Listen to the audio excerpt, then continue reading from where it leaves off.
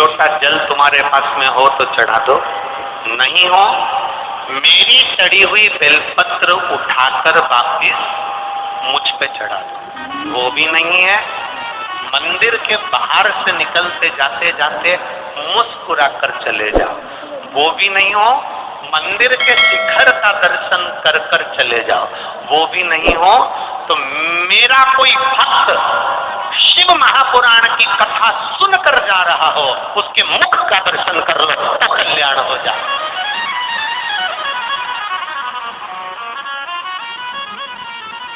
शंकर का कोई भक्त निकल कर जा रहा है, उसके मुख का दर्शन।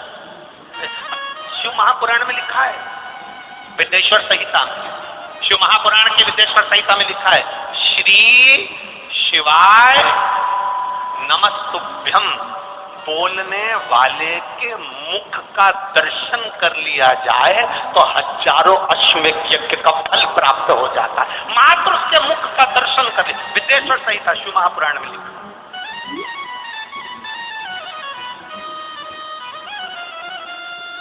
केवल मुख का दर्शन करा।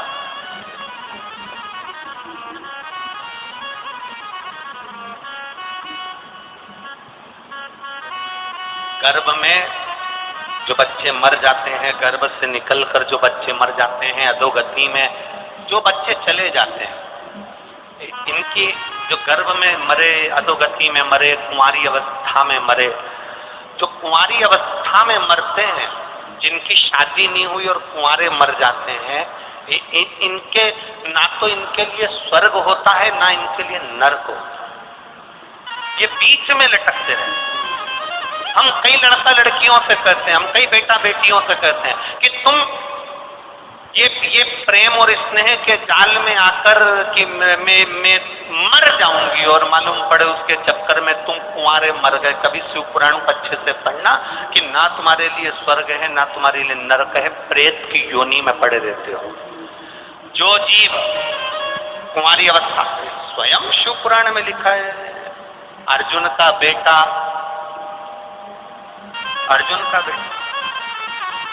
आर्यमान,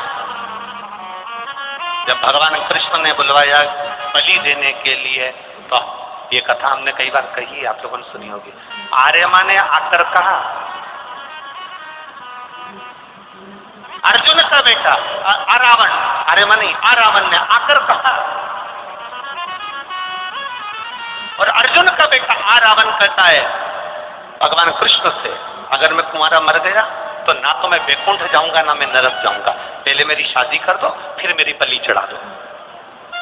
कुरुक्षेत्र की देवी को प्रसन्न करने के लिए बलि चढ़ाना है ना, पहले मेरी शादी कर दो फिर बलि चढ़ा। रावण कह रहा है, रावण ने कहा मेरी बलि चढ़ा दो मना नहीं, पर पहले मेरी शादी कर दो। एक रात्रि के लिए कौन पिता अपनी बेटी की शादी करेगा? एक रात्रि के लिए कौन पिता, कौन बाप अपनी बेटी को कन्यादान करेगा? कोई नहीं मिला। तब भगवान कृष्ण, क्योंकि भगवान नारायण ब्रह्मा जी की बनाई हुई सृष्टि पर किन्नरों पर हंस दिए थे, किन्नरों पर हंसे थे, इसलिए भगवान शंकर जी ने कहा था, नारायण तुम इन किन्नरों पर हंसे हो, इसलिए तुमको मृत्यु लोक में जाकर एक बार किन्नर बनना पड़ेगा। जब रावण की मृत्यु का समय आया और उसको बलि देना थी, तब रावण ने कहा मेरी शादी कर दो। भगवान ने सोचा शादी किससे करूं? अर्जुन नकुल सहदेव पूरी रात लड़की ढूंढते रहे, नहीं मिली। तब भगवान कृष्ण किन्नर बने और भगवान कृष्ण की शादी रावण के साथ में हुई।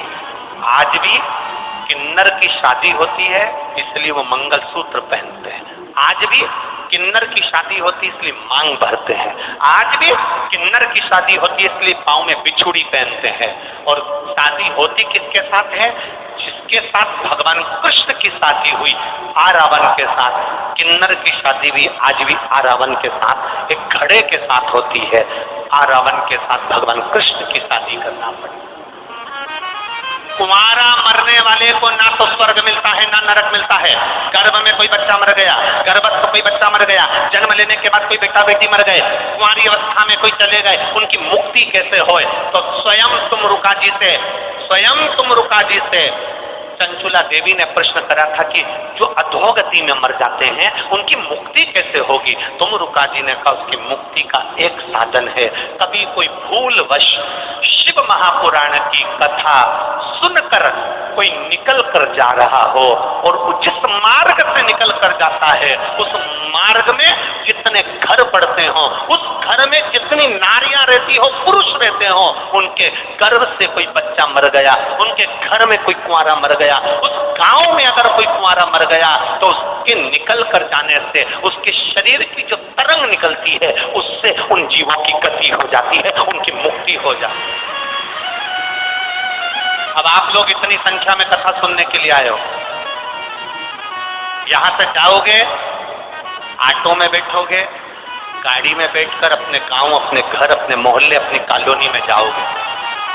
आसपास में तुमको नहीं मालूम कि किसके गर्भ में बच्चा शांत हो गया, कौन कुंवारा मर गया, कौन एक्सीडेंट से मर गया, कौन कैसा मर गया, पर तुम्हारे जाने से तुम्हारे शरीर की तरंग से, शिव महापुराण की कथा सुनकर जब जाते हो तुम्हारे शरीर की तरंग से जीवों का कल्याण हो जाता है। अब लाखों की संख्या में आप आए हो तो ना जाने कितनों का कल्याण तुम करते हुए चले जाओगे। ये पुण्य तुम्हारे खाते में आया, ये पुण्य तुम्हारे खाते में पहुंच रहा है। मंदोदरी ने कहा मेरी अपनी माँ से पूछा सुना था कि शंकर की आराधना के लिए कुछ भी नहीं हो तो बस उसको याद कर लो, उसका स्मरण कर लो, बोल बम का नारा है, उसका स्मरण, उसका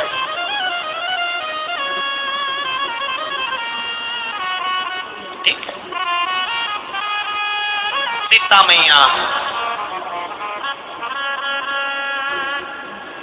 जिस वृक्ष के नीचे बैठी थी उसी वृक्ष के नीचे सीता जी स्मरण राम जी का, शिव जी का। समय आया, देखिए मंदोदरी के शब्द को एक कथाकार, एक वक्ता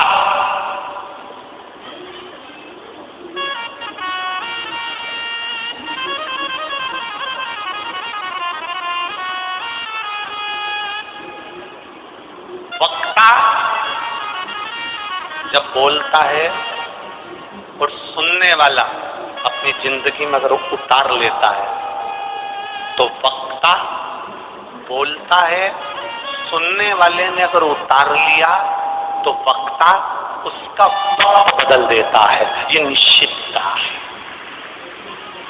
आपने सुना, आपने उतार लिया, आपका वक्त बदल गया।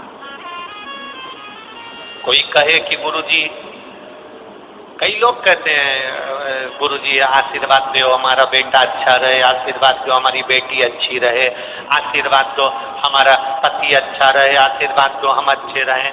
हम उनसे कहते हैं हमको तो आशीर्वाद देना भी नहीं आता, फालतू की बात। जैसे तुम हो वैसे हम हैं, जैसे तुम 2 रोटी खाते हो वैसे हम 2 रोटी खाते हैं, जैसे माता के गर्भ से तुमने जन्म लिया वैसे माता के गर्भ से हमने जन्म लिया, जैसे तुम्हारी जिंदगी निकली है वैसे हमारी जिंदगी निकली है। हम में कुछ भी नहीं कि हम आपको आशीर्वाद दे सकें, बल्कि आप भगवान से प्रार्थना करा करो कि भगवान ऐसा आशीर्वाद दे कि आपकी और हमारी दोनों की जिंदगी सार्थक हो और भगवान का भजन कर। हमारे पास में कोई भभूतिन या बेल या चमत्कार हमारे पास में नहीं है। हमारे पास में तो केवल ये शंकर कंकर शिव जी का नाम है। आप भगवान की कथा सुन लोगे, शंकर जी के मंदिर जाना चालू कर दोगे, हमारे पास मत आओ, हमसे मिलने होटल में भी मत आओ, क्योंकि हम तुमसे मिलने वाले हैं नहीं। फालतू की बात। कोई कहे किसी और वाले महाराज जी से मिला दो, उनसे हमारा ये काम कर, ना ना ना, हमारे पास मिलने भी मत आओ।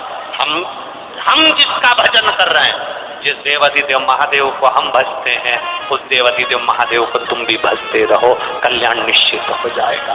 भजन करो, भक्ति करो, विश्वास रखकर भजो भगवान शिव, भरोसा रखकर भजो शिव। एक पत्र में लिखा है किसी बहन की किडनी पूरी खराब हो गई, डॉक्टर ने कहा बदलना पड़ेगा। डॉक्टर कह रहा बदलो, उस बहन ने भी संकल्प ले लिया, डॉक्टर साहब आप गोली दीजिए, दवाई दीजिए। डायलिसिस चल रहा था और उसने संकल्प लिया कि शंकर जी पे चढ़ा हुआ पानी जब तक नहीं पीऊंगी तब तक सुबेरे मुख भी नहीं धोऊंगी। उसके घर के लोग नहा के मंदिर जाते, जल ला कर देते, हाथ में जल डालकर श्री शिवाय नमः तुभ्यम बोलकर आचमन कर लेती है, पत्र में आचमन कर लेती है। उसकी किडनी दूसरी बार जांच कराने के लिए जब वो ग्वालियर गई तो उसकी किडनी ने काम करना प्रारंभ कर दिया। ये शिव भक्ति, यो घड़ी, ये शंकर। भजन को बढ़ाइए, आप भक्ति को बढ़ाओ, आप स्मरण को बढ़ाओ। खाली न जाता कोई दर से तुम्हारे, खाली न जाता कोई दर से तुम्हारे, मैं भी खड़ा हूँ नसीबागे पसारे, अपने हृदय लगा लो गिरा जा उठा लो। आपके भक्ति के बल को जितना जितना बढ़ाओगे उतना जीवन का सुख पाते चलोगे, उतना।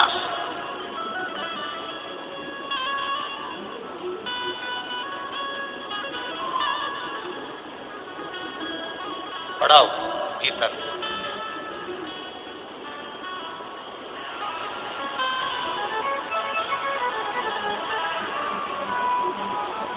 अपने भीतर के बल को बढ़ाने का प्रयास शिव तत्व कह रहा है।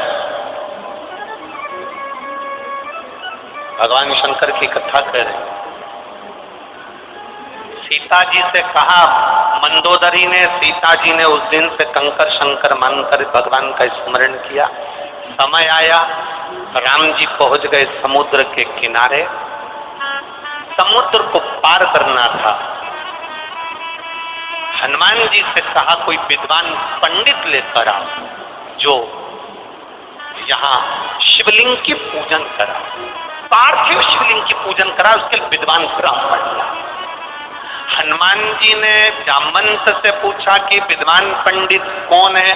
जामवंत बोला मेरी निगाह में तो केवल एक ही विद्वान है जो लंका के अंदर रहता है, लंका का राजा राम विद्वान। तो इतने में हनुमान जी हंसकर बोले वो आएगा यहाँ पूजन कराने के लिए, तुम्हारी मति मारी गई है।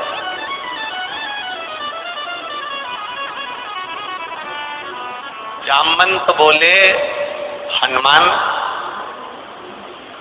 वो नहीं आएगा, मैं जानता हूं, पर उसकी जो धर्म पत्नी है ना मंदोदरी, वो पत्नी नहीं है, वो धर्म पत्नी है। पत्नी और धर्म पत्नी में जमीन और आसमान का अंतर होता है। तुम चिंता मत करो हनुमान, तुम्हारा लाया हुआ शिवलिंग सीता जी के बनाए हुए शिवलिंग के पास में ही रखूंगा। सीता जी का जो शिवलिंग, सीता जी ने पार्थिव शिवलिंग जो बनाया और लंकाधिपति रावण ने जो पूजन कराई, इसको लोग रामेश्वरम कहेंगे। और हनुमान तुम जिस शिवलिंग को लेकर आए हो इसको हनुमतेश्वर कहेंगे। सुनो हनुमान, रामेश्वरम की पूजन करने वाला जो हनुमतेश्वर शिवलिंग का दर्शन नहीं करेगा, उस पर जल नहीं चढ़ाएगा, समझ लेना उसने जिंदगी में कभी किसी ज्योतिर्लिंग का दर्शन ही नहीं करा, उसका पुण्य विफल हो जाएगा। इसलिए तुम्हारे बनाए लाए हुए शिवलिंग का दर्शन मूल रहेगा। रामेश्वरम का दर्शन तो सीता जी ने बनाया इसलिए मूल है, पर तुम्हारा बनाया शिवलिंग भी मूल है। बोल हनुमतेश्वर महादेव की, वनखंडेश्वर महादेव